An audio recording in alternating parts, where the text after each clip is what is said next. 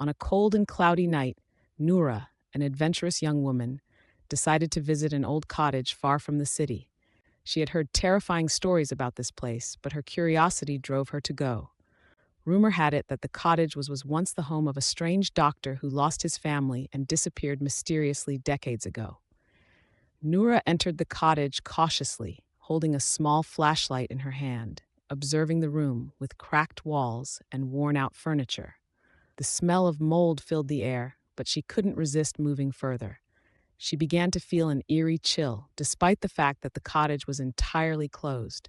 As she approached an old wooden cabinet, she heard a faint whisper, as if someone was calling her name. Noura, Noura. The sound came from the corner of the room. Frozen in place, she wasn't sure whether to continue or flee.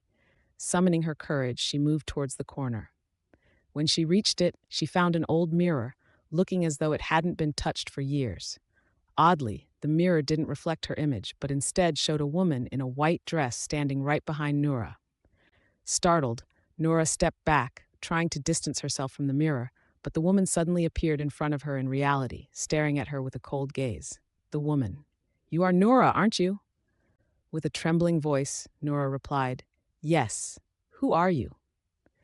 In a low voice, the woman said, "I've been waiting for you for a very long time. The spirit of the doctor who lived here trapped me in this place, and you are the only one who can set me free." Noura felt something moving behind her, and when she turned, she saw the skeletal hand of the doctor reaching out from the darkness, trying to grab her.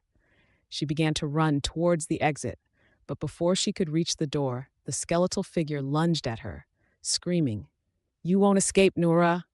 I will stay with you forever." The flashlight in her hand went out, and the room became completely dark. Noura was never seen again after that night, but villagers claimed they could still hear her whispers and screams whenever they got close to the cottage.